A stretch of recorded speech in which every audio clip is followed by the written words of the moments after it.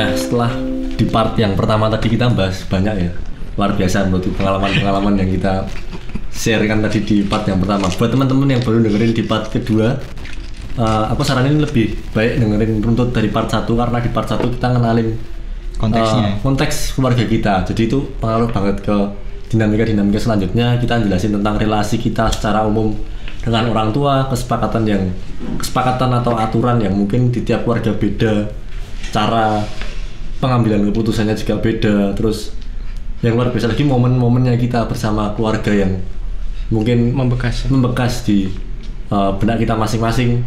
Benar-benar kita dari background yang berbeda, jadi menurutku akan lebih runtut kalau kita dengarkan dari part 1 supaya lebih tahu konteksnya. Nah, di part kedua ini kita bakal lebih membahas lagi masih mengenai keluarga.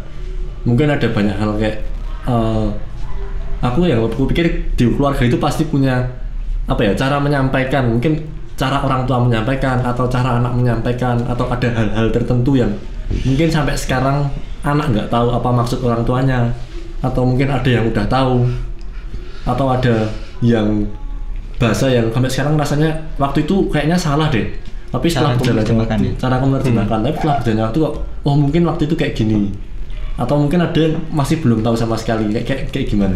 Ada pengalaman di hal-hal itu nggak, teman-teman? Mungkin aku dulu ya. Jadi aku mau cerita waktu aku lulus SMA.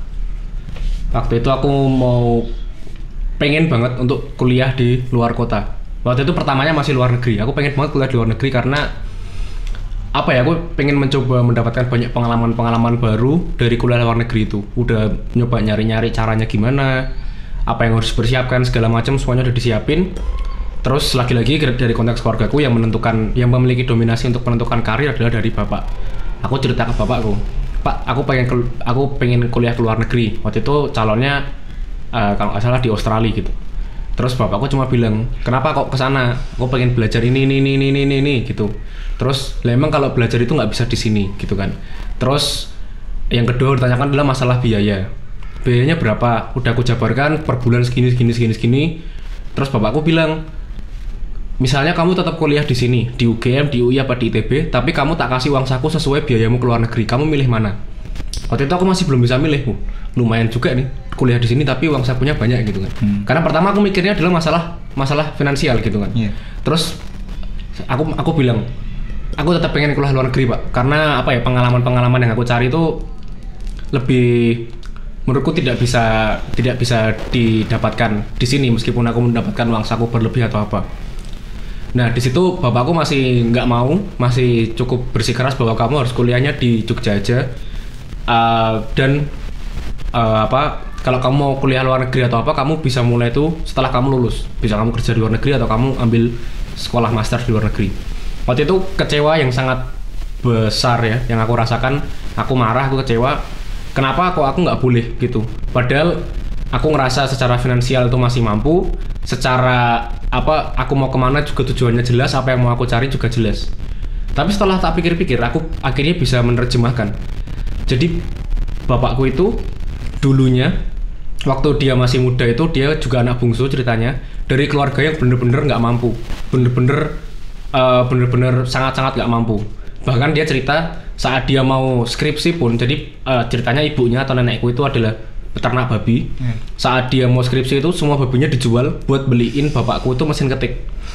Terus setiap malam ibunya itu atau nenekku itu selalu menemani bapakku mengerjakan skripsi biar dia lulus.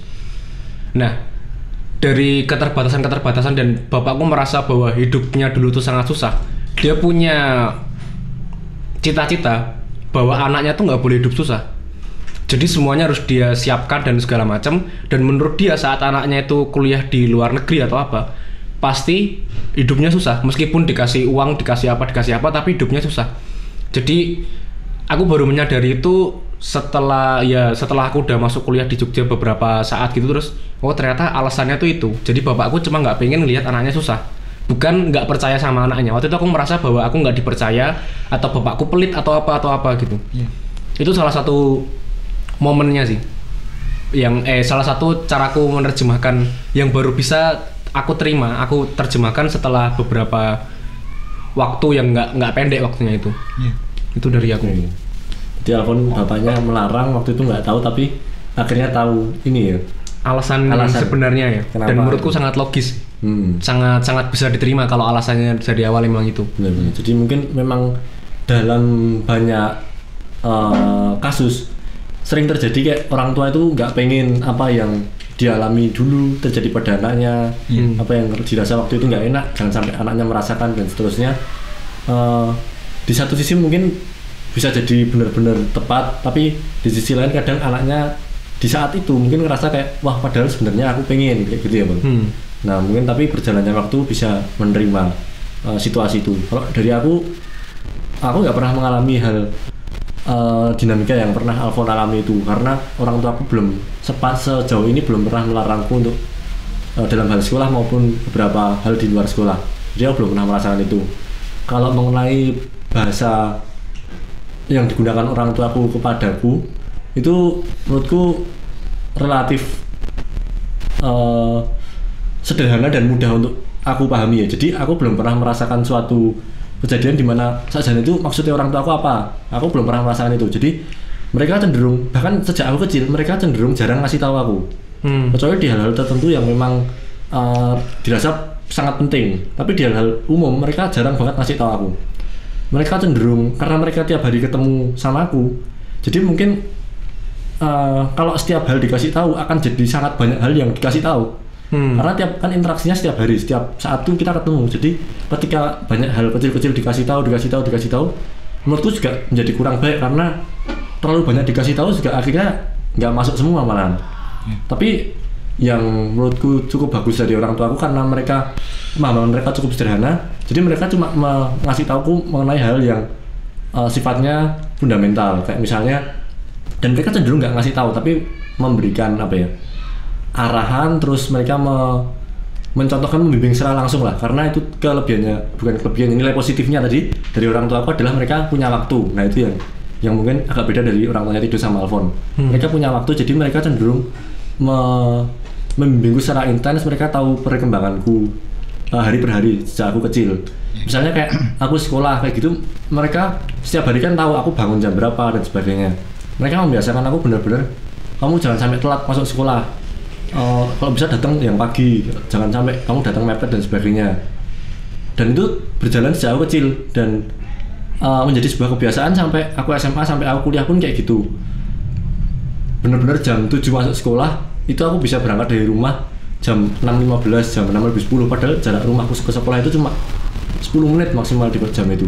Selama SD itu aku bener-bener hampir nggak pernah telat sekolah. Aku cuma ingat telat sekolah itu kelas 2 SD. Nah itu sekali, kelas 2 SD sekali waktu SD. Nah di situ kayak orang tua aku cenderung nggak banyak ngasih tahu, tapi mereka tahu perkembanganku karena mereka punya waktu. Terus mereka cenderung ngasih masukan nasihat tuh dengan bimbingan secara langsung. Ayo tak anterin sekolah udah jam 6.15 misalnya. Walaupun akhirnya aku punya pembantu rumah tangga yang akhirnya aku dianterin oleh pembantu rumah tangga itu, tapi kebiasaan itu sudah terbentuk. Jadi akhirnya berjalan seperti itu sampai sekarang. Dalam hal lain misalnya tentang kerapian, mereka nggak pernah ngasih tahu tentang kayak kamu harus rapi gini dengan bahasa lisan, itu mereka nggak pernah. Tapi ketika misalnya aku ingat ketika SD misalnya mata pelajaran prakarya, itu benar-benar papaku bantuin aku membuat itu, dan dia berusaha membuat prakarya itu benar-benar suatu proyek yang ini penting. Kamu harus kayak lemnya jangan sampai meledak kemana-mana, ini harus dipotong yang rapi dan sebagainya. Jadi menurutku secara tidak langsung membentukku, dan nilai positifnya buat pendengar yang mungkin orang tua, mungkin juga pendengarnya kita orang tua. Nilai positifnya yang mungkin buat orang tua adalah dengan kita berinteraksi dengan anak, dalam hal ini aku dengan orang tua aku waktu itu berinteraksi, terus orang tua bisa memposisikan bahwa prakarya ini walaupun cuma melipat kertas tapi itu betul-betul proyek nyata buat si anak. Jadi si anak yang kelas 1 SD itu emang proyeknya melipat kertas. Si orang tua yang mungkin umurnya 40-50 tahun, proyeknya dia mungkin punya proyek yang jauh lebih wow. Tapi kan ini sesuai dengan usianya, sesuai dengan tahapannya masing-masing. Jadi sebisa mungkin itu juga dibantu sebisa mungkin supaya si anak juga menyelesaikan itu tidak dianggap sebagai pekerjaan yang remeh, tapi kamu harus menyelesaikan dengan ya semaksimal mungkin yang kamu bisa. Nah, jadi nilai positif yang mungkin bisa aku ambil dari dinamikaku sama orang tua mengenai hal ini dari contoh-contoh tersebut sih. Terus kalau ketika aku bertambah besar semakin jarang dikasih tahu malah, jadi lebih kayak aku boleh menentukan apapun dan aku juga punya apa ya, maksudnya aku berusaha membatasi sendiri kayak aku udah sering ini dah tak kurangi, terus aku udah ini jadi berusaha membatasi sendiri. Berjalannya waktu semakin jarang mereka ngasih tahu aku. Kayak gitu sih kalau aku. Kalau aku ketika konteks pembicaraan kita adalah hal-hal yang sebelumnya sulit aku pahami, itu hal yang sulit aku pahami adalah keputusan-keputusan hidup yang diambil kedua orang tuaku. Jadi banyak sekali keputusan hidup mereka yang dulu itu sulit sekali aku pahami. Contohnya adalah keputusan bapakku untuk bekerja dengan sangat keras gitu. Bapakku kan kerja sampai keliling Indonesia, sampai di rumah aja cuman 1-2 hari, ketemu keluarganya sebentar. Itu aku sempet di titik ini apa bapakku tuh nggak peduli sama keluarganya ya? Apakah dia cuman pengen memenuhi hasratnya aja ya? Jadi di waktu itu perspektifku bapakku bekerja itu bukan untuk menghidupi keluarganya, tapi untuk memenuhi egonya, memenuhi hasratnya. Apakah karena mungkin bapakku masih kuat untuk bekerja, dia pengen sebisa apa sewaktu aku masih bisa kayak gini, aku pengen seoptimal mungkin gitu. Aku sampai mikir apa nggak ada pekerjaan lain yang memungkinkan bapakku untuk intens ada di rumah gitu. Itu dulu hal yang sulit sekali aku pahami ya sebagai anak gitu. Aku belum tahu kompleksitasnya kehidupan gitu, bahwa untuk memenuhi hidup anak-anaknya itu orang tua harus berpikir dengan sangat keras. Untuk mendidik anaknya itu orang tua juga benar-benar memikirkan dengan baik. Itu pikiranku belum sampai ke sana. Dan begitu pula dengan pilihan-pilihan hidup yang diambil oleh ibuku.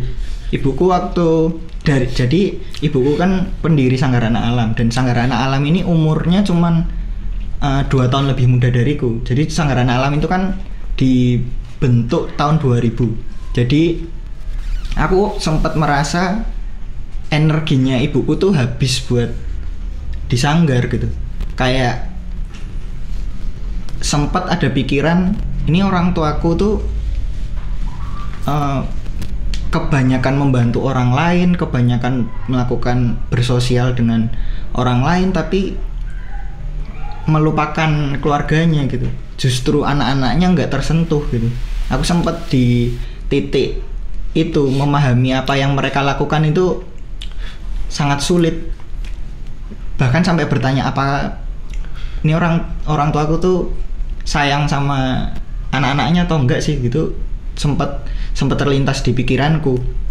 Bahkan aku nggak tahu ya sebenarnya, sampai hari ini aku belum tahu perputaran uang di keluargaku tuh larinya kemana. Tapi aku bahkan sempat mikir ini kayaknya Sanggarana Alam nih nggak memberikan secara finansial ya, nggak menopang keluargaku sama sekali, justru menjadi beban keluargaku gitu. Kayak aku merasa bapakku tuh kayak harus menyisihkan banyak uangnya untuk sanggar, dan kepentingan sanggar itu sama sekali bukan kepentingan keluargaku, itu kepentingan banyak orang gitu. Kepentingan orang-orang yang pendidikan anaknya kurang dimasukin ke sini. Jadi bukan arahnya itu bukan untuk membangun keluargaku menjadi lebih baik, tapi untuk menolong orang lain gitu. Jadi kayak aku sempat di titik merasa ini kok orang tua aku banyak sekali menolong orang lain, tapi keluarganya sendiri nggak tersentuh gitu. Dan untuk kemudian aku mengerti, memahami pilihan-pilihan yang mereka ambil itu butuh waktu yang lama gitu. Bahkan untuk aku tahu kenapa mereka memutuskan untuk menjalani hidup seperti ini tuh baru-baru aja aku pahami gitu. begitu bapakku sakit, bapakku stroke, di situ aku mulai merasa, oh ini kok yang nolong keluargaku gila ya, banyak banget orang yang nolong keluargaku gitu. Bahkan sampai ada yang beliin bapakku mobil, dibikinin restoran nih buat biar tetap ada penghasilan ke keluargaku. Bahkan nolongnya tuh sampai ekstrim gitu. Berarti kan di situ, oh ternyata kedua orang tua aku tuh merasa ketika mereka memberi, mereka tuh tidak kekurangan satu hal pun gitu. Dan sebelum aku ada di peristiwa itu, aku merasa kamu tuh ngasih terus ke orang lain, apa nggak takut kamu sendiri kehabisan gitu loh. Ternyata justru mereka tuh semakin merasa kaya ketika mereka ngasih banyak hal ke orang lain, dan itu untuk memahami itu butuh waktu yang sangat lama. Dan aku juga kemudian kalau ditanya siapa orang yang kamu idolai, kalau dulu mungkin aku jawabnya Glenn Fredly, Michael Jackson, bla bla bla. Tapi kalau aku ditanya hari ini siapa orang yang paling aku idolai, ya kedua orang tua aku gitu. Menurutku yang mereka lakukan itu sangat hebat, dan untuk memahami itu butuh waktu yang lama. Sekarang aku bahkan kayak misalnya aku ditukar, aku yang jadi bapakku atau aku jadi ibu, aku nggak punya hati sebesar itu untuk menolong banyak orang gitu. Dan perjalanan yang panjang untuk memahami pilihan-pilihan hidup orang tua aku ini membentukku jadi pribadi yang sekarang gitu. Bagaimana aku berrelasi dengan teman-temanku, bagaimana aku berrelasi dengan orang-orang di sekolah, komunitas-komunitas yang aku masukin. Cara aku memandang orang lain tuh jadi berbeda ketika aku udah tahu, oh mungkin di dalam kehidupan ini bukan cuman perkara mencari uang aja gitu. Ada banyak nilai-nilai lain yang harus aku perjuangkan gitu. Bahwa sebaik-baiknya manusia itu yang bisa berguna buat orang lain. Dan guru yang paling hebat mengajarkanku tentang hal itu adalah kedua orang tuaku. Meskipun perlu waktu yang panjang untuk memahami itu, tapi sekarang aku udah mulai berdamai lah dengan kondisi keluargaku, bahwa mungkin aku nggak bisa jadi orang yang sangat kaya karena orang tua aku memilih untuk hidup seperti ini ya. Tapi aku bersyukur ketika orang tua aku memilih untuk mengabdikan hidupnya ke banyak orang, aku jadi punya orang-orang yang akan selalu menolongku ketika aku jatuh gitu. Keluargaku hari ini bukan cuma bapakku, ibuku, kakakku, tapi besar sekali. Orang-orang Salam itu udah jadi keluarga buatku gitu. Dan yang membentuk ibaratnya ekosistem itu ya kedua orang tuaku. Jadi penyesalanku hari ini adalah kok sempetnya aku punya pikiran sejahat itu ke orang tuaku gitu. Kalau aku bisa mengulang waktu, ya aku pengennya memahami itu lebih cepat gitu. Nggak harus nunggu bapakku sakit, nggak harus nunggu ekonomi keluargaku jatuh gitu. Dan ketika aku tahu hal ini lebih cepat, mungkin hubunganku dengan bapak sekarang mungkin sekatnya nggak sebanyak ini gitu. Aku bisa menurunkan egoku lebih cepat gitu. Dan harapannya setelah obrolan ini ya aku punya keberanian untuk mengungkapkan ini. Masa aku berani ngobrol ke orang lain tapi nggak berani ngobrol ke keluargaku. Ya harapannya setelah ini aku bisa ngomong ini ke mereka gitu. Itu kalau aku itu aja sih. Jadi tidur tadi udah jelasin apa yang awalnya nggak bisa dia pahami sampai titik di mana dia bisa memahami ketika ternyata selama ini membantu, dan ketika bapakku sakit lebih banyak lagi ternyata yang membantuku. Udah titik di mana tidak memahami selama ini apa yang belum bisa dia pahami sebelumnya. Dan aku mikir mungkin ini terjadi di keluarga-keluarga lain gitu. Banyak anak yang sampai hari ini belum memahami orang tuanya sendiri gitu. Kenapa kok ayahku dari pagi sampai pagi lagi kerja? Kenapa kok ibuku memilih untuk kayak gini? Apa mereka nggak sayang sama aku gitu? Menurutku sejahat-jahatnya orang tua di dalam hatinya yang paling dalam tuh pasti ada ruang yang sangat besar untuk anaknya gitu. Seburuk-buruknya mereka pasti mereka tuh punya kasih sayang ke anaknya yang membuat berbeda, yang membuat itu nggak sampai mungkin karena bahasa-bahasa yang mereka punya masih sulit dipahami anaknya. Kalau aku itu sih. Jadi kayak apa ya, salah satu tugas kita tuh sebagai apa ya, penerjemah gitu ya. Menerjemahkan apa yang dikatakan, apa yang dilakukan, apa yang kita lihat dalam konteks keluarga kita ya. Bahkan mungkin ada salah satu beberapa contoh keluarga yang cukup ekstrim, misalnya dia sampai memarahi anaknya, bahkan sampai melakukan fisik gitu, kayak dia memukul anaknya atau dia menghukum anaknya. Tapi sebenarnya kan tugas kita adalah untuk menerjemahkan sebenarnya kenapa sih dia harus sampai memukul, kenapa dia harus sampai membentak. Itu yang harus benar-benar kita pahami. Harus benar-benar kita pahami dan kita terjemahkan ya. Dan ketika orang tua kita salah, tugas kita tuh bukan untuk protes atau apa, tapi mencari jalan bagaimana memperbaikinya dengan caranya masing-masing, karena bahasa anak dan orang tua kan sangat unik ya. Nggak bisa disamaratakan. Jadi nggak semua yang dilakukan orang tuaku tuh benar juga. Banyak juga kesalahan-kesalahan yang mereka punya gitu. Dan aku sebagai anak tuh sebaik-baiknya adalah mencari jalan terbaik untuk mengomunikasikannya gitu. Bukan hanya nyinyir di belakang atau bahkan protes bahkan dendam. Yang paling berbahaya kan ketika anak itu membenci orang tuanya kan. Gelap mata ke mereka, tidak bisa melihat sisi-sisi di balik perbuatan orang tua. Mungkin mereka salah, tapi di balik itu apakah yang melatar belakangi juga kebencian. Menurutku orang tua punya hal-hal yang memang sulit mereka komunikasikan ke anak, dan kita harus menurunkan ego untuk mencari tahu lebih dalam soal itu. Mereka ketika tidur udah memahami, kemudian menerima, bahkan sekarang mensupport apa yang menjadi pilihan orang tuanya yang dulu bisa dibilang nggak bisa dipahami tidur. Kalau Alfon ada nggak pengalaman yang mungkin kayak menerima suatu keadaan yang mungkin sebelumnya belum bisa diterima, atau mungkin kemudian mungkin juga bisa mengambil peran atas kalau sudah kayak gini, kemudian mungkin sudah bisa menerima atau mungkin belum bisa menerima, terus kemudian terus aku harus gimana nih peranku sebagai tokoh di kejadian seperti itu tuh aku harus kayak gimana sih? Ada?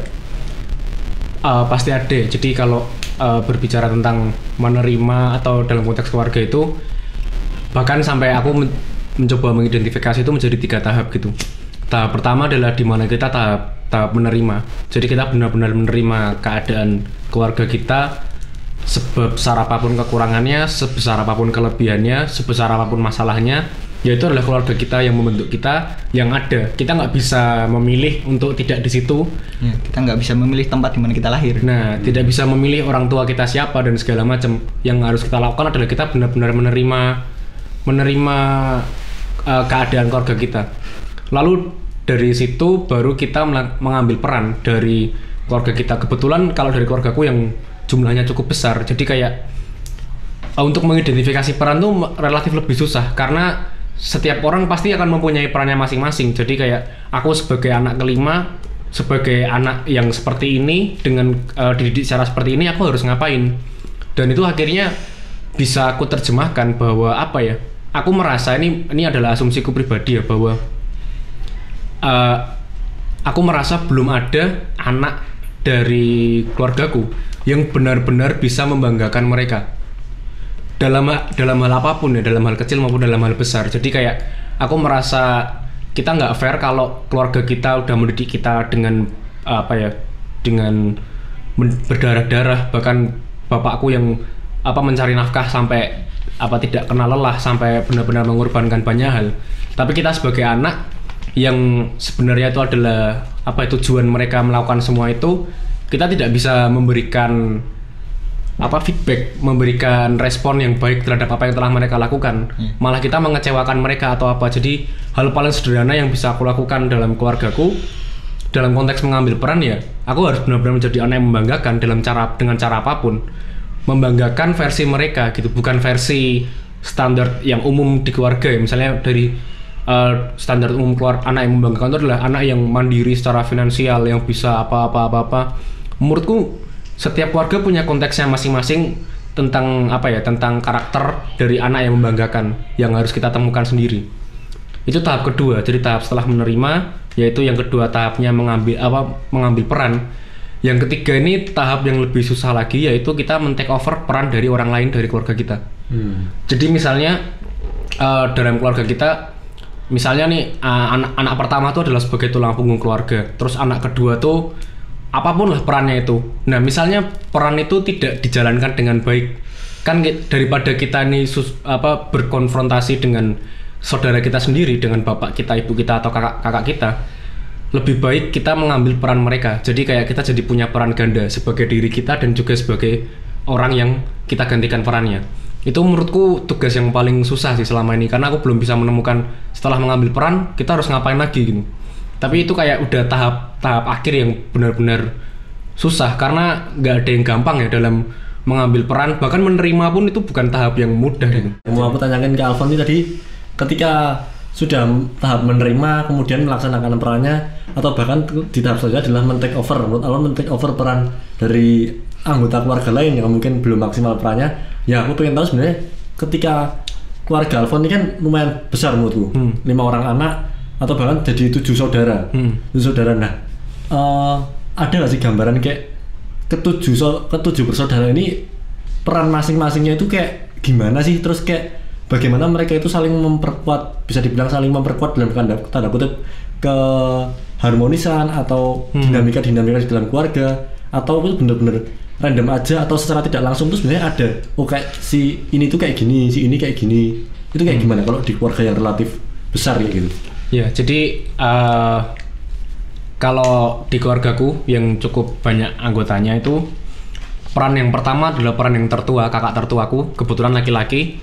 Itu adalah sebagai dia sebagai pengganti dari bapakku, karena bapakku kan secara frekuensi bertemu kurang sering. Jadi dia tuh sebagai salah satu leader, sebagai salah satu yang memimpin, yang mengayomi semua keluarganya gitu.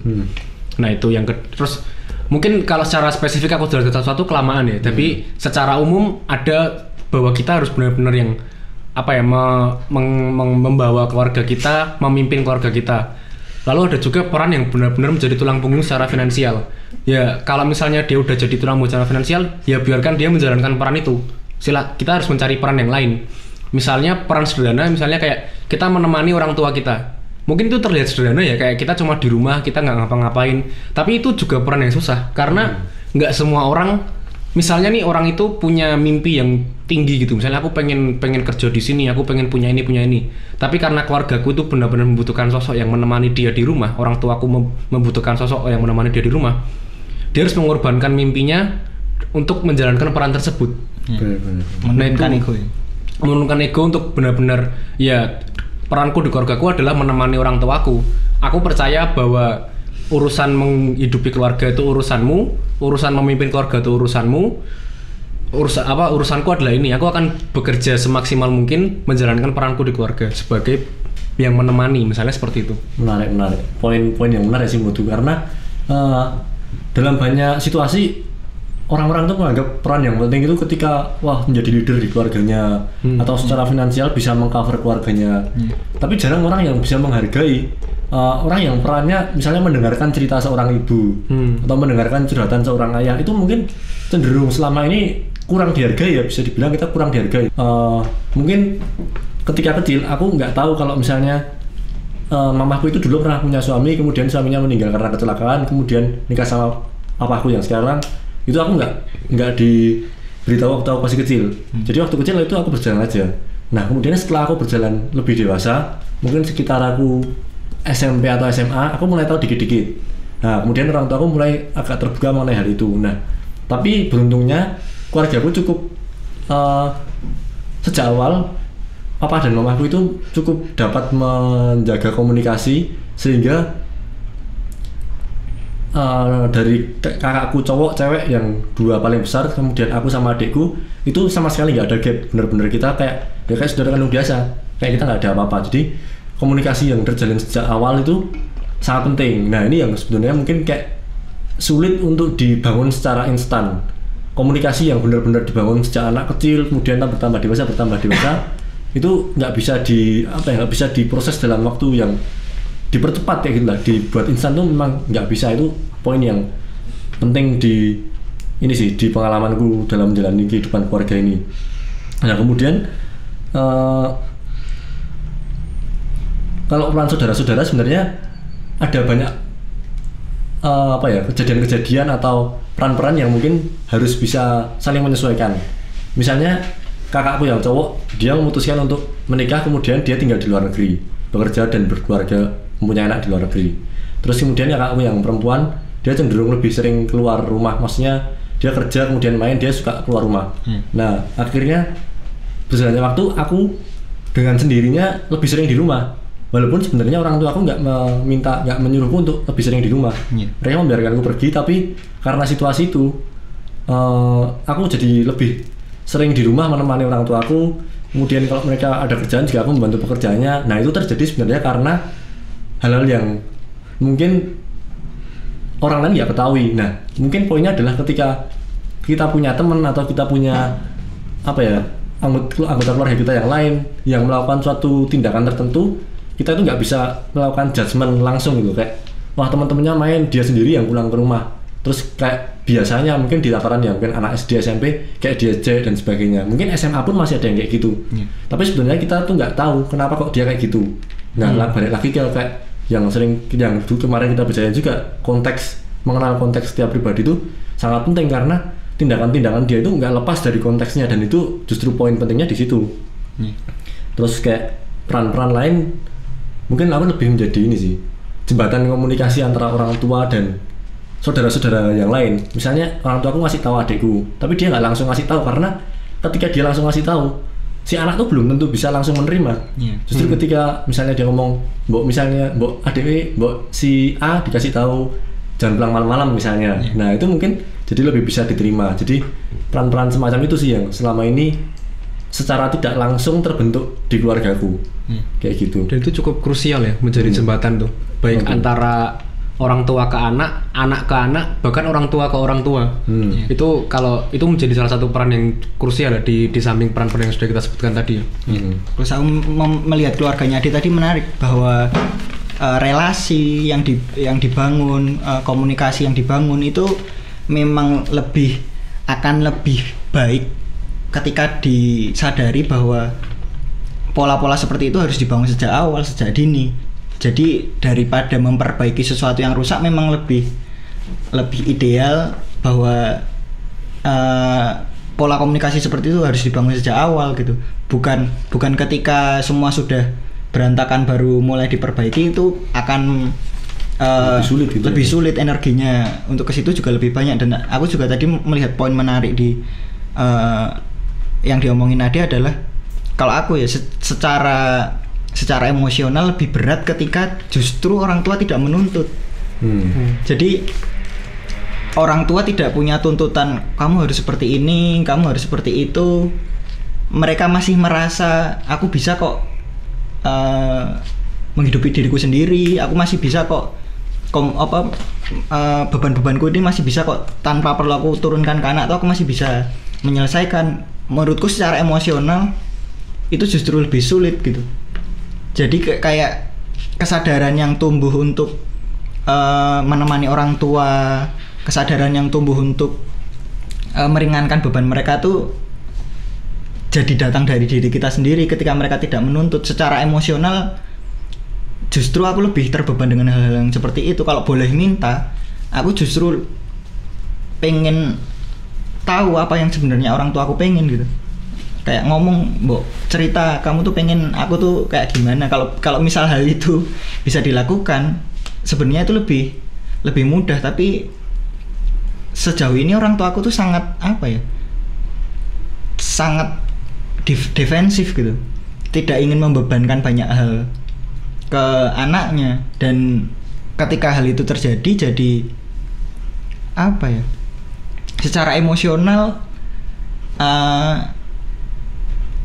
aku jadi punya beban, walaupun mereka melakukan hal-hal defensif itu justru biar aku nggak punya beban ya.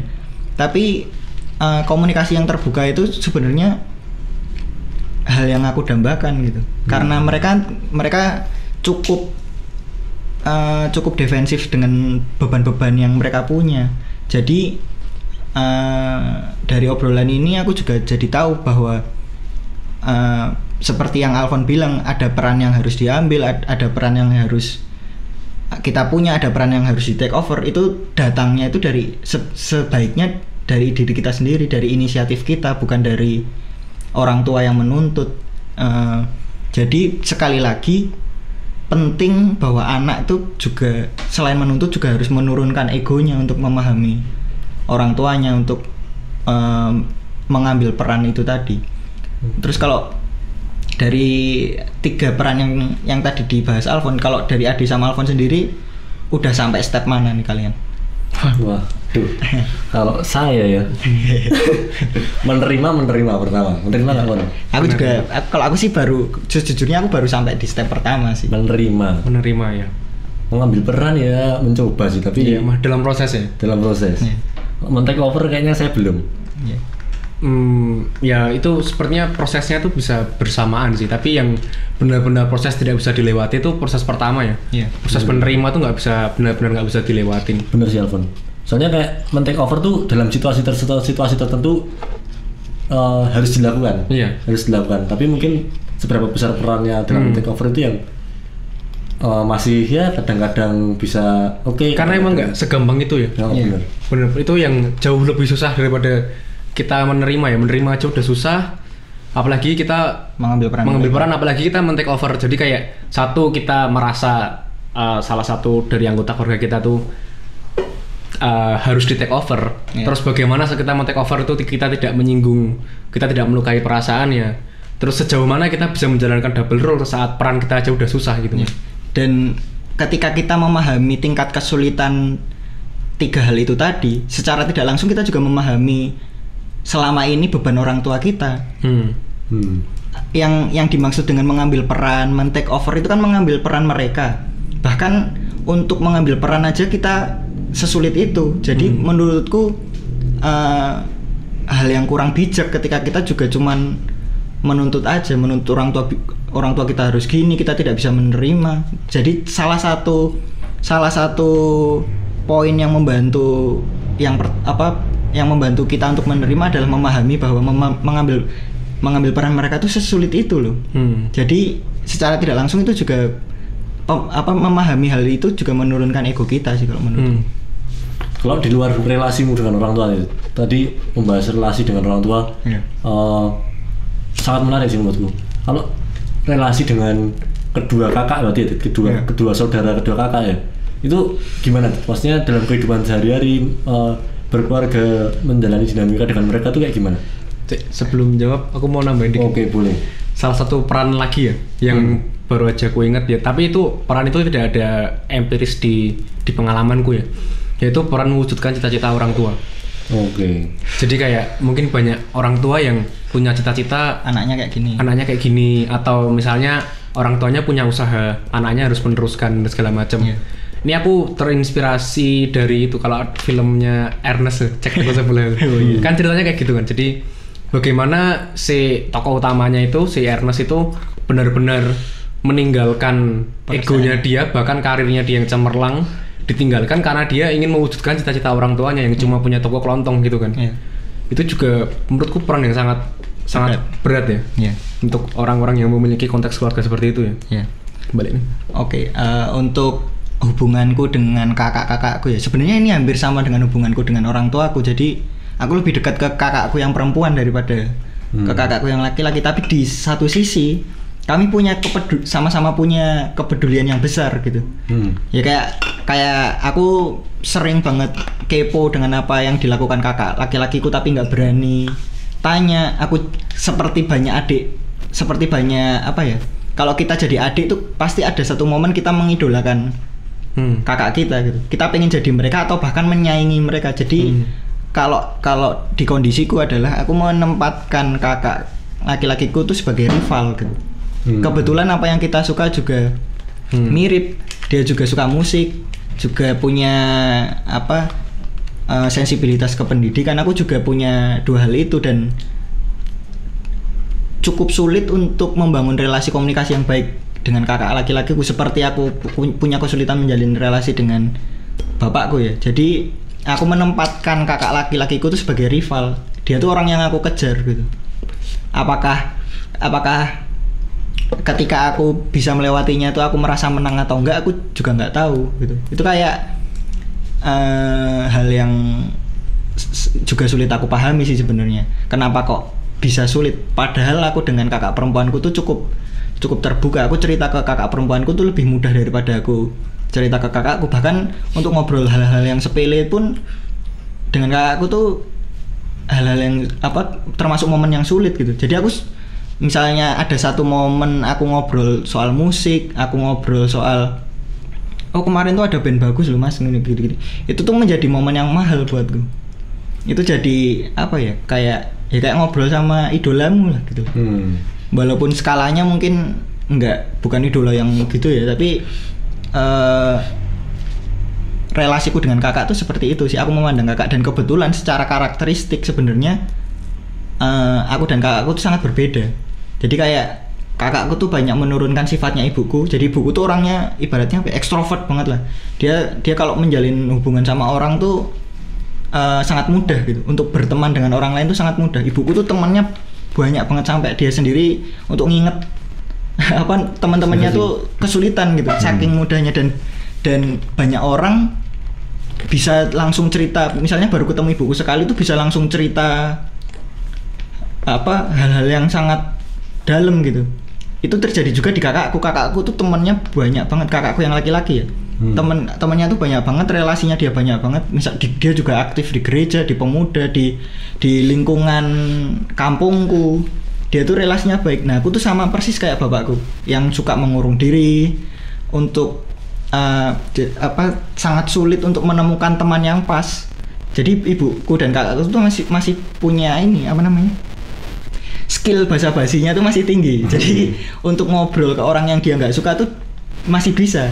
Tapi aku sama bapakku tuh nggak bisa bohong. Maksudnya ketika aku nggak cocok dengan orang, ya aku nggak bisa memaksakan diri untuk menggali lebih. Aku lebih memilih diam, terus aku mencari orang-orang yang nyaman denganku.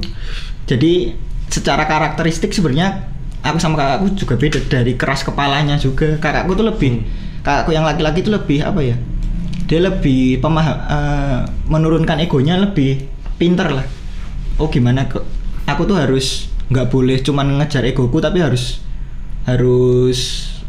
mikirin keluarga juga, bla bla bla. Itu tuh lebih kesadarannya lebih tinggi. Sedangkan aku lebih nurun bapakku banget, kayak mengejar hasrat, mengejar cita-cita tuh kayak menjadi hal yang penting. Terus kayak kalau melakukan sesuatu tuh bapakku kalau udah bilang aku mau bikin buku, ya buku itu pasti jadi gitu.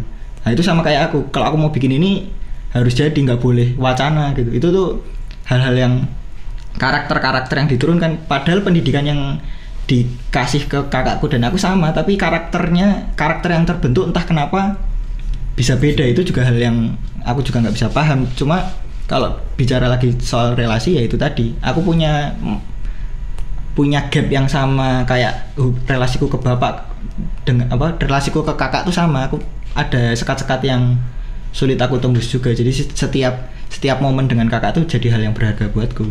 Oke.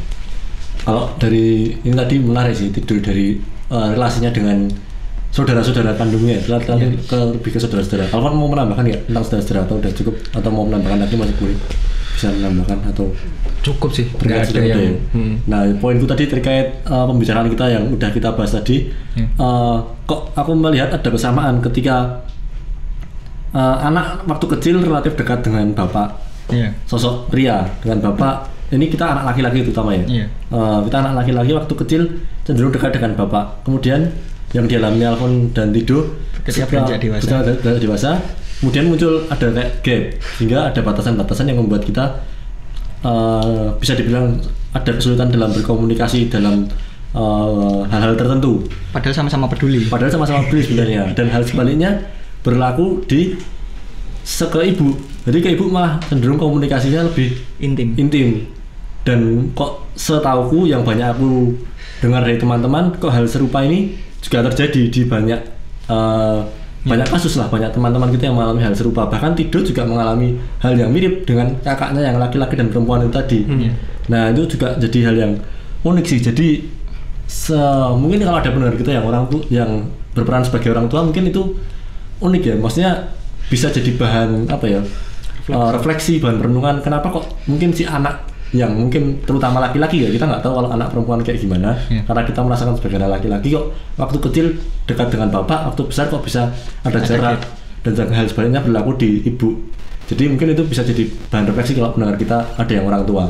Kalau yang buat pendengar kita yang mungkin teman sebaya dengan kita, yang anak berperan sebagai anak, mungkin kita bisa mikirnya kayak setelah apa yang kita alami selama ini, kemudian kita merenungkan, merefleksikan, kemudian sebenarnya apa sih yang sebetulnya bisa dikatakan bukan ideal juga sih, mungkin yang bisa dikatakan apa yang poin yang bisa kita ambil, nilai positif apa yang bisa kita ambil, kemudian kita bisa aplikasikan apa sih kalau suatu saat nanti kita mungkin sudah berkeluarga dan sebagainya. Atau juga banyak orang yang ngomong semacam apa ya, dendam orang tua ya, kayak aku dulu kayak gini, jangan sampai anakku kayak gini.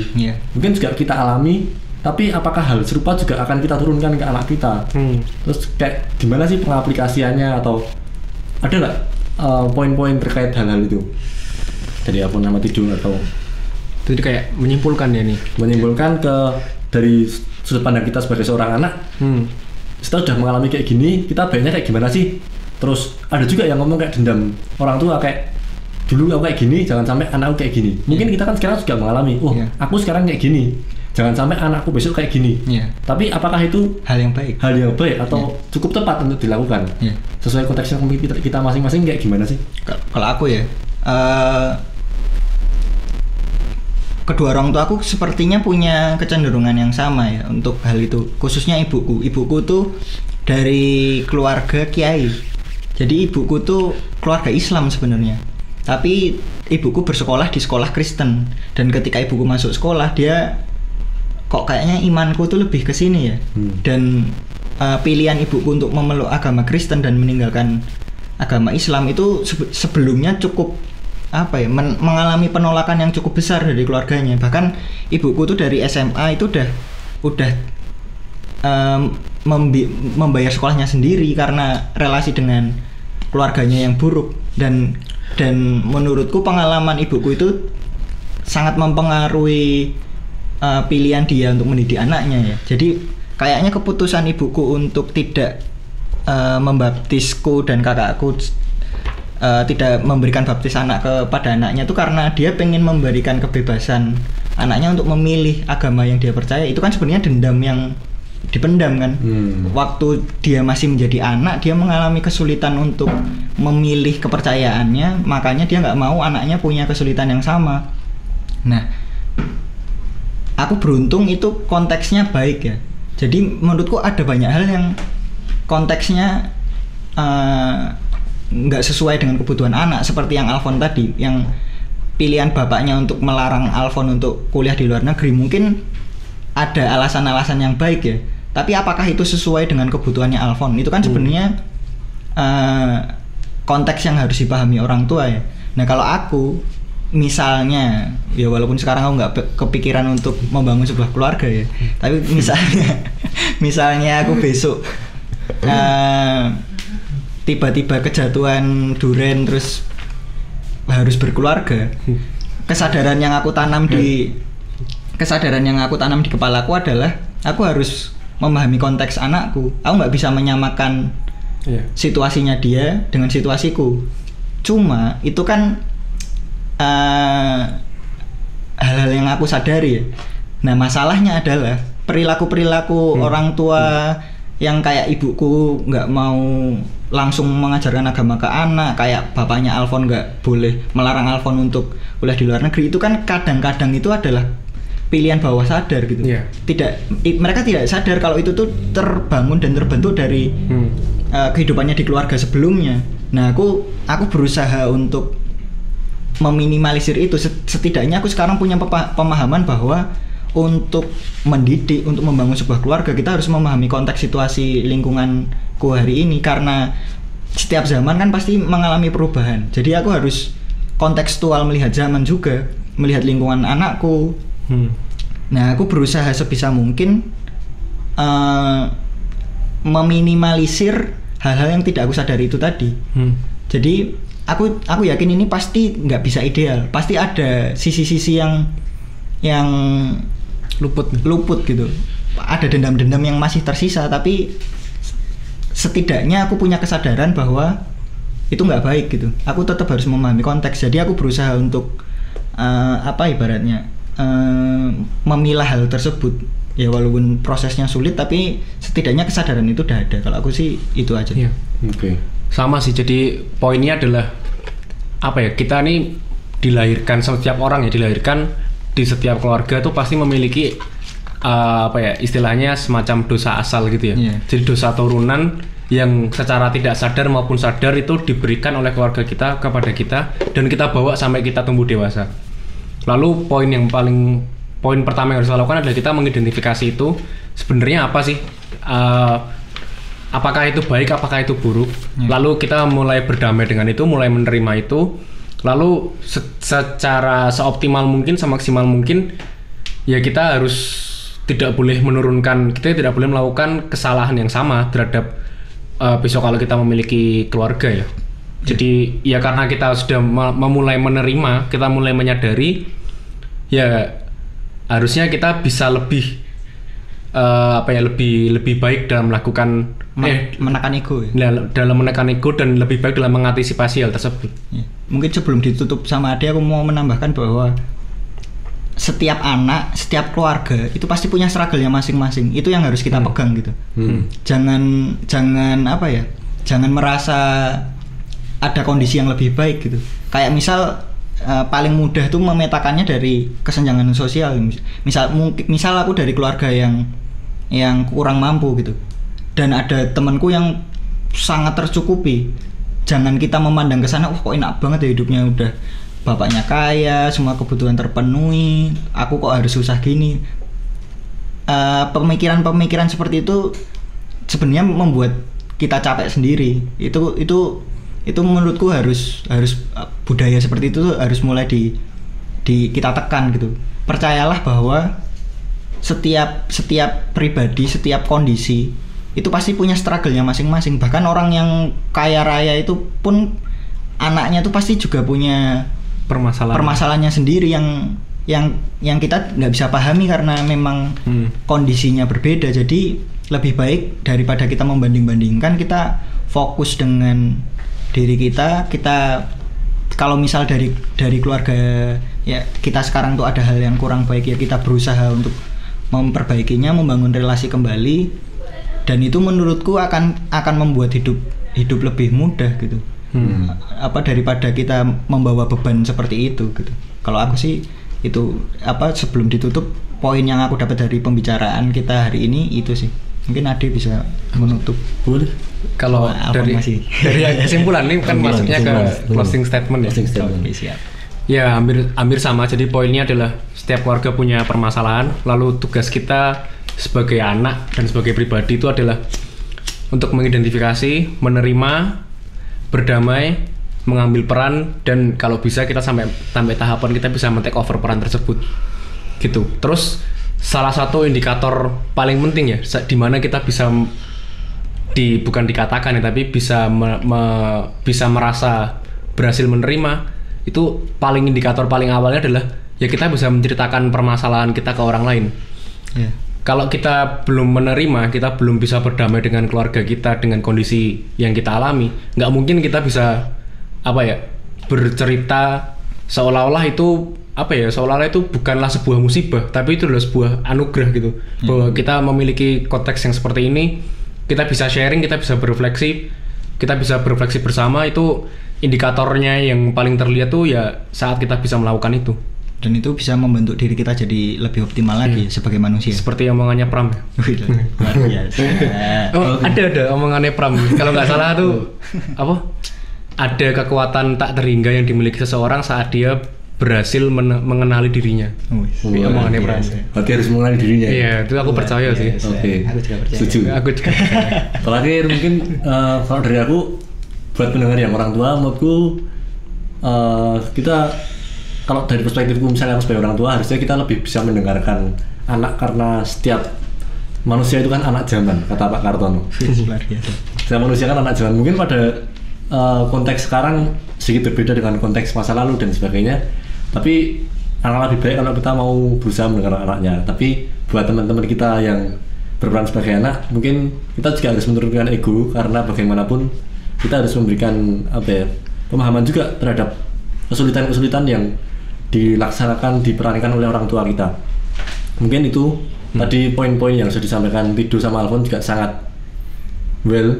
Ada yang mau ditambahkan lagi? Sudah cukup. Yeah. Semoga pembicaraan kita hari ini bisa menjadi bahan refleksi bersama, untuk buat siapapun, anak boleh, buat orang tua boleh, buat siapapun. Pokoknya kita ini sebagai anak memberikan pendapat kita, opini kita sebagai anak yang kita alami dari konteks keluarga yang berbeda. Semoga bisa bermanfaat, menjadi bahan refleksi buat kita masing-masing. Ya, kalau ada teman-teman yang juga mau membagikan ceritanya juga boleh. Ya, boleh. Bisa langsung ke Instagram kita ya. Apa itu Instagramnya Tido? Bajaringan.podcast. Oke, boleh dilihat-lihat, boleh di follow ya. Bajaringan.podcast. Jangan di report ya. Jangan sampai. Oke, sekian pembicaraan dari kami. Saya Ade. Saya Tido. Saya Alfon. Terima kasih.